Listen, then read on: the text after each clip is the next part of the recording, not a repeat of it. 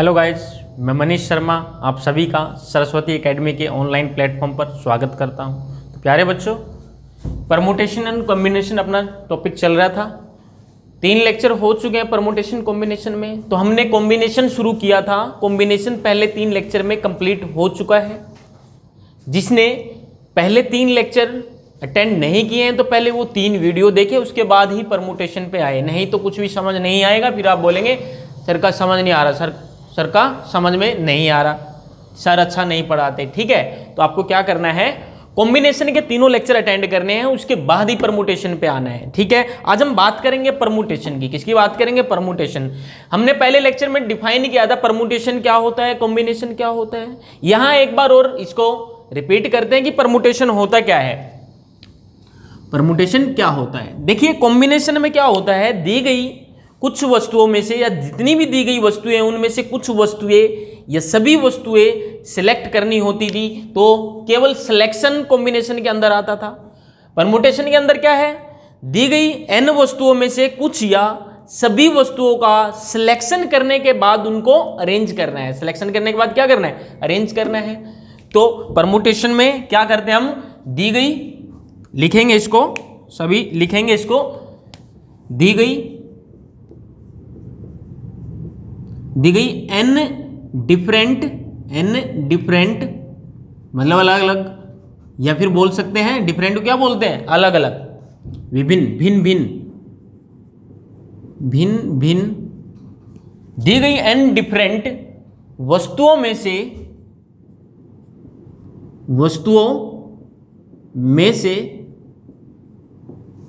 कुछ या सभी वस्तुओं का चुनाव, कुछ या सभी वस्तुओं का चुनाव करके उनको अरेंज करना होता है। उनको अरेंज करना, क्या बोला, दी गई n डिफरेंट वस्तुओं में से कुछ या सभी वस्तुओं का चुनाव करके उनको अरेंज करना क्या कहलाता है, परमुटेशन करना। क्रमचय, या फिर हिंदी में क्रमचय बोलते हैं, क्रमचय या फिर परमुटेशन क्या कहलाता है, क्रमचय या परमुटेशन कहलाता है। क्लियर है बात।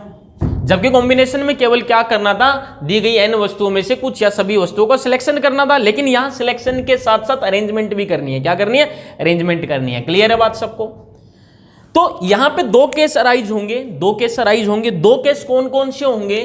पहला केस तो होगा दी गई n वस्तुओं में से क्या, कुछ वस्तुओं का सिलेक्शन और उन्हीं वस्तुओं का अरेंजमेंट, या फिर क्या हो सकता है, दी गई n वस्तुओं में से सभी वस्तुओं का सिलेक्शन करके उनको अरेंज करना। तो 2 चीजें पढ़ने वाले यहां पे। केस नंबर 1 की बात कर ली जाती है। केस नंबर 1 में क्या है, दी गई n वस्तुओं में से केवल n वस्तुओं का अरेंजमेंट, दी गई n डिफरेंट वस्तुओं में से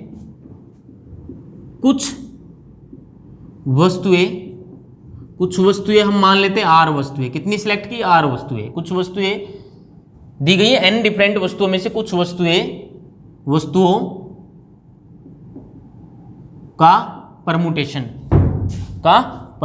या क्रमचय, परमुटेशन या फिर क्रमचय। दी गई n वस्तु में से कुछ वस्तुओं का परमुटेशन या क्रमचय केस नंबर 1 में पढ़ेंगे। केस नंबर 2 में क्या पढ़ेंगे, दी गई n वस्तुओं में से सभी की सभी वस्तुओं का परमुटेशन या क्रमचय। क्लियर है बात। तो कर लेते हैं केस नंबर 1 की बात। n वस्तुओं में से हमें कितनी वस्तुओं का अरेंजमेंट करना है सिलेक्शन के बाद, R वस्तुओं का। कितनी का, R वस्तुओं का।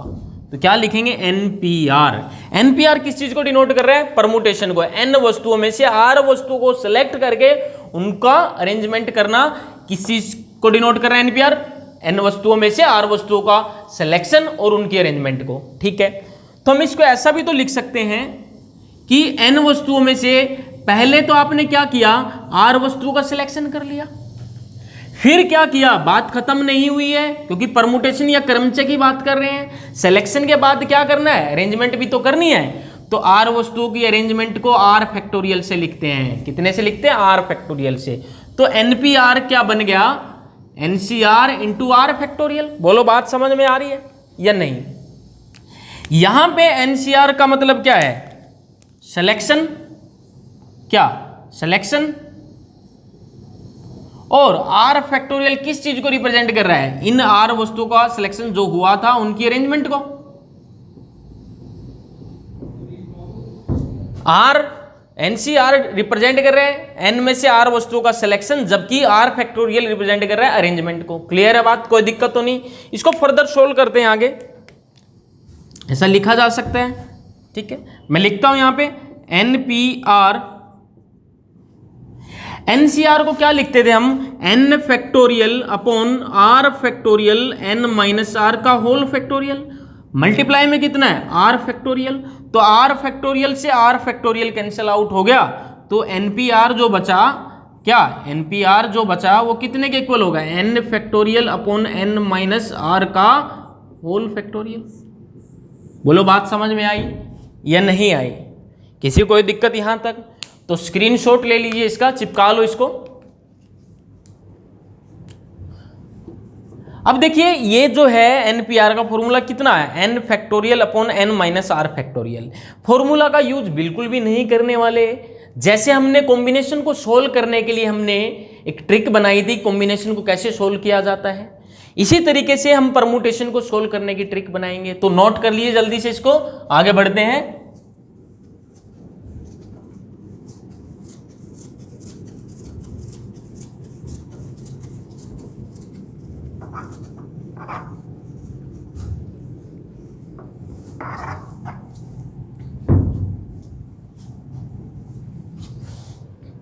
ध्यान देना बात पे।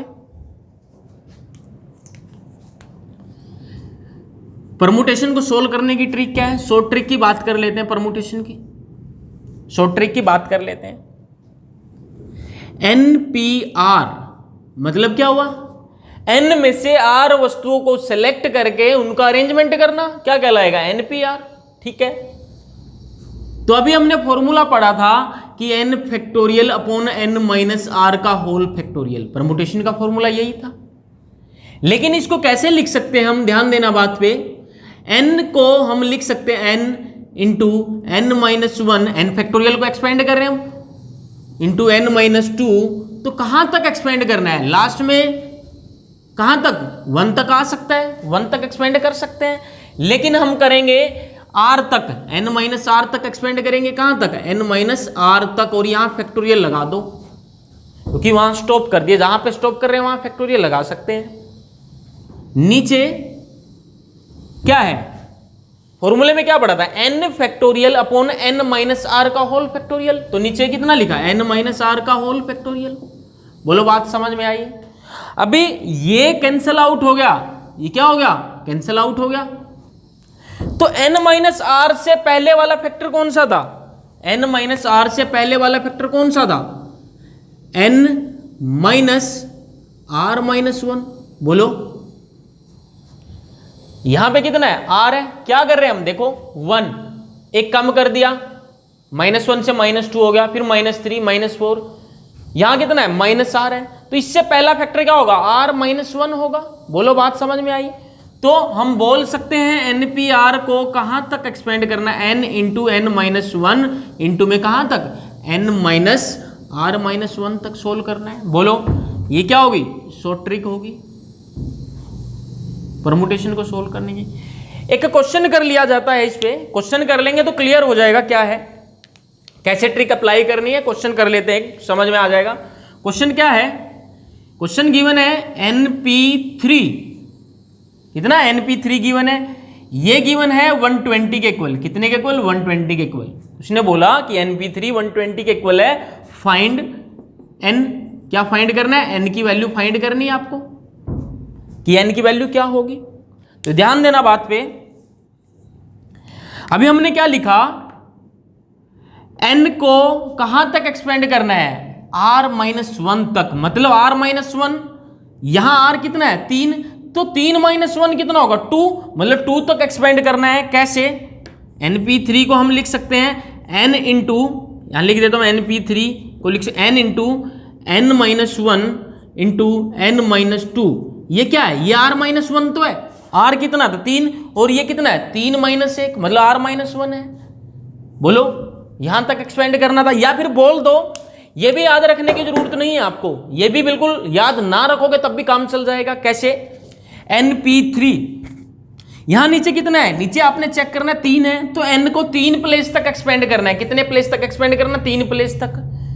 पहला प्लेस, दूसरा प्लेस और तीसरा प्लेस, बस बात खत्म। बोलो, np3 को हम क्या लिख सकते हैं? n into n-1 into n-2। कितने फैक्टर? 1 2 3, 1 2 3, 3 फैक्टर है।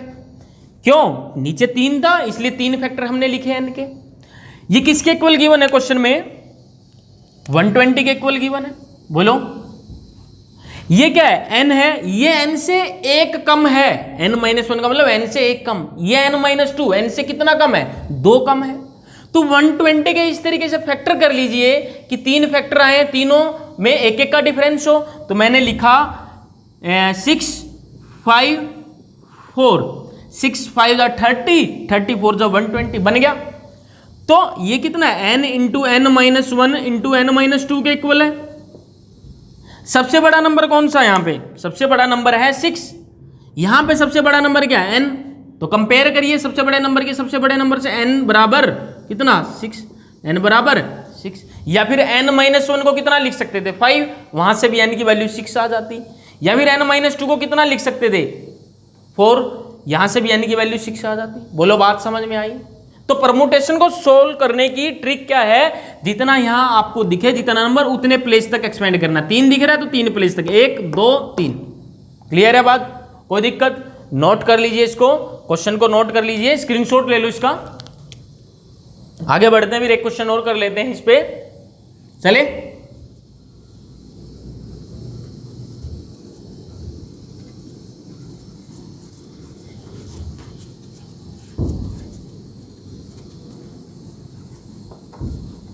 अगला क्वेश्चन देखते हैं। अगला क्वेश्चन देखते हैं, ध्यान देना। A B and C, A B and C तीन लोगों को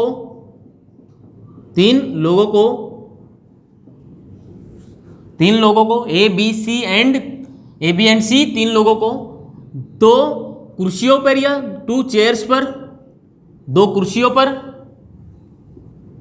बैठाने के कितने तरीके होंगे? कितने तरीके होंगे? बोलो, क्या बोला? ए बी सी 3 लोग हैं, उन 3 लोगों को 2 चेयर्स पे बिठाना है। कितनी चेयर्स पे बिठाना है? 2 चेयर्स पे बिठाना है। तो क्या करेंगे? 3 टोटल कितना दिया है? 3 दिया है। 3 में से कितने सिलेक्ट करने? आपको 2 सिलेक्ट करने, क्योंकि 2 ही तो चेयर हैं, 2 पे ही तो बिठा पाओगे। अब 3 में से कोई भी 2 सिलेक्ट हो सकते हैं। ए बी भी हो सकता है, बी सी भी हो सकता है, ए सी भी हो सकता है, कोई भी सिलेक्ट हो सकता है। सिलेक्ट तो कर लिया, चलो हमने 2 लोग सिलेक्ट कर लिए तीनों में से। अब सिलेक्शन के बाद क्या करना है? उनको अरेंज भी तो करना है। मान लो हमने ए और बी को सिलेक्ट कर लिया, ए यहां पे बिठा दिया, बी को यहां पे बिठा दिया। ऐसा भी तो हो सकता था, अरेंजमेंट ऐसे भी तो हो सकती जिंदगी कि बी यहां बैठ जाता, ए यहां बैठ जाता। बोलो, बात समझ में आई या नहीं आई? तो टोटल कितने हैं? 3 लोग हैं। 3 लोग में से हमें कितने सिलेक्ट करने हैं? 2 सिलेक्ट करने हैं, क्योंकि 2 ही तो चेयर हैं। ठीक है, अब 2 लोग सेलेक्ट कर लिए, उनको अरेंज भी तो करना है। क्या करना है? अरेंज करना है। ए पहले आ सकता है, बी बाद में, या बी पहले ए बाद में। यही अरेंजमेंट ही तो कहलाती है। उनको अरेंजमेंट करेंगे। तो 3 में से 2 को सिलेक्ट किया, उन 2 की अरेंजमेंट। टोटल इतने तरीके होंगे। या फिर इसको क्या लिख सकते हैं? NP2, मतलब n कितना है? 3। यहां पे कितना लिख सकते हैं? 3P2 लिख सकते हैं। बोलो, बात समझ में आ रही है या नहीं? और 3p2 को सोल्व करने के कितने तरीके, 3। अभी परमुटेशन की हमने शॉर्ट ट्रिक पढ़ी थी, जितना नीचे दिखे उतने प्लेस तक एक्सपेंड करो। नीचे कितना है 2, तो 2 प्लेस तक एक्सपेंड करो। एक तो 3 लिख दिया, एक फैक्टर लिख दिया, दूसरा फैक्टर 2। बोलो 3 2 जा 6, तो कितने तरीके हैं टोटल, 6 तरीके हैं। बोलो अब बात कर ली जाती है कि 6 तरीके कौन कौन से होंगे, 6 तरीके कौन कौन से हो सकते हैं। वो कितनी चेयर्स, 2 चेयर्स है, ठीक है भाई। कितनी चेयर्स है, 2 चेयर्स है। ये लो 2 चेयर बना दी। अब मान लो 3 लोग हैं, कौन कौन, ए से मान लो आप आलिया भट्ट है, बी से बिपाशा बसु है और सी से चंकी पांडे। क्या है, चंकी पांडे, ठीक है। इन 3 में से 2 को सिलेक्ट करना है। हमने क्या किया, आलिया भट्ट को सिलेक्ट कर लिया। हमने क्या किया, आलिया भट्ट को सिलेक्ट कर लिया, ये बिठा दिया यहां पे आलिया भट्ट को। और अब हमने बिपाशा बसु को सिलेक्ट कर लिया, ये भाई बिपाशा बसु को यहां पे बिठा दीजिए। अब ऐसा भी तो हो सकता था, एक तरीका ये भी तो हो सकता था कि पहले बिपाशा बसु को बिठा दे और फिर आलिया भट्ट को बिठा दे। हो सकता था या नहीं हो सकता था, बिल्कुल हो सकता था सर। या फिर इनके अलावा क्या हो सकता था, आलिया भट्ट को सिलेक्ट कर लिया, साथ में चंकी पांडे को सिलेक्ट कर लिया। ये लो भाई बिठा दो आलिया भट्ट को और चंकी पांडे को। आलिया भट्ट यहां पे बिठा दी और चंकी पांडे यहां पे बिठा दिया। क्लियर है। या फिर इनको ऐसे भी तो लिख सकते थे, चंकी पांडे पहले बैठ गया और आलिया भट्ट को बाद में बिठा दी। ये भी तो अरेंजमेंट हो सकती थी इनकी, बिल्कुल हो सकती थी सर। या फिर क्या कर सकते थे, या फिर क्या कर सकते थे, बिपाशा बसु को सिलेक्ट किया और चंकी पांडे को सिलेक्ट किया हमने। ये लो बिपाशा बसु को बिठा दिया, यहां पे चंकी पांडे को बिठा दिया। ऐसा भी कर सकते थे कि चंकी पांडे यहां पे बैठ जाता और फिर बाद में बिपाशा बसु। इनके अलावा तो कोई तरीका नहीं बचता। तो टोटल कितने तरीके हुए, 1 2 3 4 5 और 6, कितने 6 वेज, कितने तरीके हुए, ये 6 तरीके हैं। ये 6 तरीके हैं इनको बिठाने के, 3 लोगों को 2 चेयर पे बिठाने के। तो कोई दिक्कत यहां तक, नोट कर लो, इसको स्क्रीनशॉट ले लो इसका। अगला क्वेश्चन करते हैं फिर।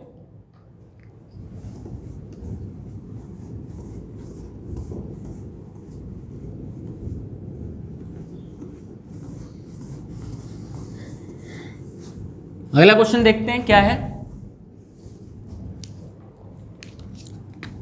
क्या बोला गया कि m + n p2, इसकी वैल्यू गिवन है भाई 56। कितनी वैल्यू गिवन है, 56। m - n p2, इसकी वैल्यू गिवन है भाई 12। कितनी वैल्यू गिवन है, 12। उसने पूछा आपसे कि m एंड n की वैल्यू बताइए कि m और n की वैल्यूज क्या होंगी। क्लियर है बात, कोई दिक्कत यहां तक। अभी इसको सोल्व करेंगे तो कैसे सोल्व करेंगे, फॉर्मूला का यूज हम नहीं करेंगे। तो सोल्व कैसे करेंगे, इसको सोल्व करने के लिए हम अभी ट्रिक पढ़ी थी हमने परमुटेशन की, तो ट्रिक से सोल्व करेंगे। तो चलो सोल्व करते हैं, इसको मिलके सोल्व करते हैं, सभी जने सोल्व करेंगे नोटबुक में। तो देखिए m + n p2 का 2 को क्या लिख सकते हैं हम, m + n जो है इसको कितने प्लेस तक एक्सपेंड करेंगे, 2 प्लेस तक एक्सपेंड करेंगे, क्योंकि नीचे कितना है 2। तो क्या लिखेंगे, m + n, एक तो यही है, और दूसरा m + n - 1। बोलो कर दिया, 2 प्लेस तक एक्सपेंड। ये कितने के इक्वल है, 56। कितने के इक्वल है, 56 के इक्वल है। बोलो बात आ रही है समझ में सबको। अभी ये देखना, ये m + n है और ये वाली वैल्यू इससे एक कम है, m + n - 1 इससे एक कम है। तो 56 के ऐसे फैक्टर करिए, ऐसे 2 फैक्टर कीजिए जिनमें केवल एक का डिफरेंस हो।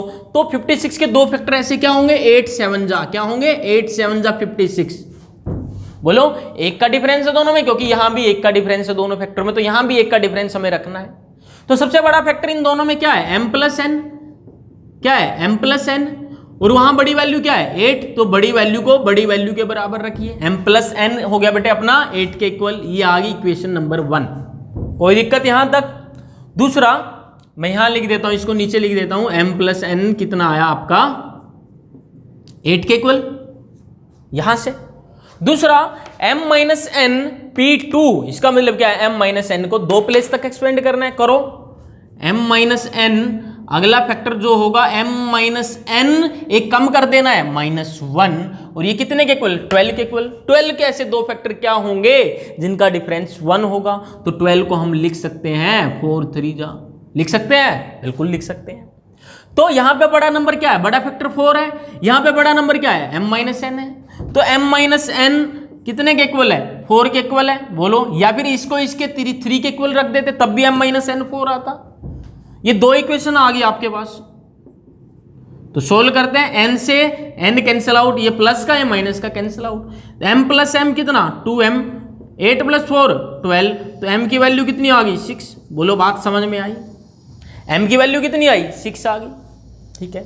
m प्लस n कितना है 8 के इक्वल है, m कितना आया 6, n पता नहीं, तो दोनों मिलके कितना 8 बनाते हैं, तो n कितना होगा 2, बोलो बात समझ में आई या नहीं आई, क्लियर है बात, कोई दिक्कत। वेरिफिकेशन कर सकते हो आप, वेरिफिकेशन इसकी कर सकते हो, m की वैल्यू 6 आई, n की वैल्यू 2 आई, यहां पुट करके m प्लस n कितना, m प्लस n कितना है 8 है, तो 8p2, 8p2 लिख सकते हैं। m प्लस n कितना है, m 6 है, n 2, m प्लस n 8 है, 8p2, और 8p2 को कैसे लिखते हैं 8 इंटू 7, क्योंकि नीचे 2 है तो 2 प्लेस तक एक्सपेंड करो, 8 7 जा 56, बिल्कुल आ रहा है, m प्लस n p2 56 के इक्वल है।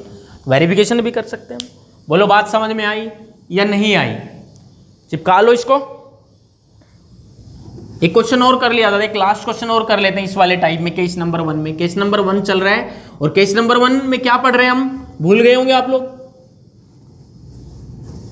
क्या पढ़ रहे हैं कि दी गई n डिफरेंट वस्तुओं में से कुछ वस्तुओं का सिलेक्शन और उनकी अरेंजमेंट। दी गई n वस्तुओं में से कुछ वस्तुओं का, या कुछ वस्तुओं को हमने r बोला, उनका परमुटेशन अभी पढ़ रहे हैं केस नंबर 1 में। एक क्वेश्चन और कर लेते हैं, एक क्वेश्चन और लिखेंगे आप लोग।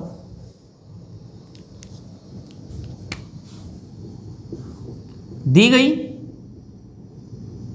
सॉरी क्वेश्चन लिखेंगे आप, क्वेश्चन, तीन लोगों को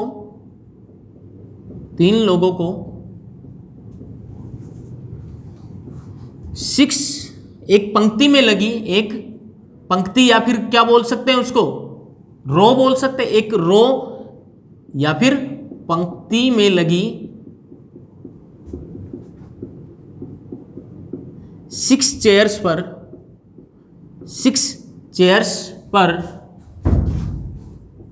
कितने तरीकों से बिठाया जा सकता है, कितने तरीकों से बैठाया जा सकता है,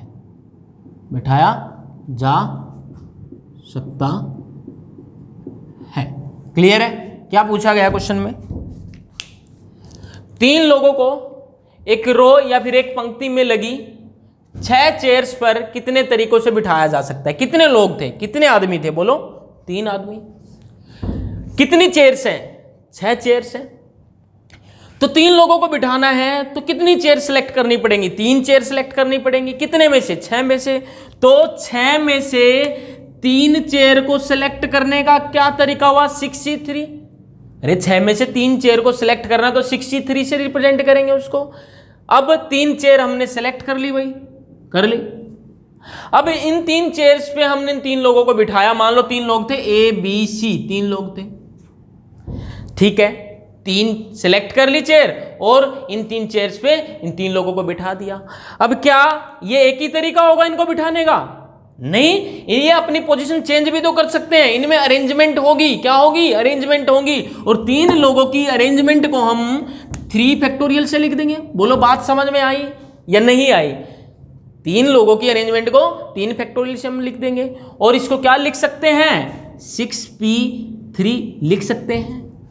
6 में से 3 वस्तुओं के सिलेक्शन के बाद उनकी अरेंजमेंट, 6 में से 3 चेयर सेलेक्ट की, उसके बाद 3 लोग थे, उनकी अरेंजमेंट करी, 6p3 हम लिख सकते हैं। 6c3 इंटू 3 फैक्टोरियल होता है 6p3 के इक्वल। सोल्व कर लेते हैं इसको, 6 इंटू 5 इंटू 4, 3 प्लेस तक, क्योंकि नीचे 3 है, 3 प्लेस तक एक्सपेंड किया, कितना आया, बोलो 120। कितना आया 120। तो कितने तरीके हैं भाई, 120। बोलो बात समझ में आ रही है या नहीं, कोई दिक्कत यहां तक, ठीक है। तो आज की क्लास में इतना बहुत है। अगली क्लास में हम बात करेंगे permutation and combination. Combination complete हो चुका है पहले 3 लेक्चर में, परमुटेशन का ये फर्स्ट लेक्चर था और परमुटेशन में हमने केस नंबर 1 पढ़ा। केस नंबर 1 में क्या है, दी गई n वस्तुओं में से क्या करना है, r वस्तुओं का क्रमचय या परमुटेशन, r वस्तुओं को सिलेक्ट करके उनका अरेंजमेंट परमुटेशन ही कहलाता है। केस नंबर 1 पढ़ा। केस नंबर 2 में क्या पढ़ने वाले अगली क्लास में हम, दी गई n डिफरेंट वस्तुओं में से सारी की सारी वस्तुएं सिलेक्ट करनी है और उन सारी की सारी वस्तुओं का फिर अरेंजमेंट करना है। कहने का मतलब दी गई n वस्तुओं में से n ही वस्तुओं का हमने परमुटेशन या क्रमचय करना है। क्लियर है? तो आज वाली क्लास में जिसको जो भी डाउट है वो कमेंट बॉक्स में लिख दे। जैसे ही हम कमेंट देखेंगे आपका रिप्लाई जरूर करेंगे, आपको रिप्लाई जरूर मिलेगा। तो इस वीडियो को ज़्यादा से ज़्यादा शेयर करो अपने फ्रेंड्स में। इससे पहले जो 3 लेक्चर जो हुए हैं उन वीडियोज को भी शेयर करो, क्योंकि ये लेक्चर यहां समझ नहीं आएगा अगर जब तक आप पिछली 3 क्लास अटेंड नहीं करेंगे। तो शुरू से देखना शुरू कर दीजिए। जो ये लेक्चर देख रहा है और जिसने पिछले लेक्चर नहीं देखे हैं तो पिछले लेक्चर नंबर 1 से प्लेलिस्ट है, मिल जाएगी परमुटेशन कॉम्बिनेशन की। तो फर्स्ट लेक्चर से शुरू कीजिए, बड़े आराम से शुरू कीजिए, क्वेश्चन प्रैक्टिस करते हुए शुरू कीजिए। और इससे बाहर पेपर में कुछ नहीं आने वाला, मैं गारंटी लेता हूं इस बात की। इससे बाहर पेपर में कुछ भी नहीं आएगा।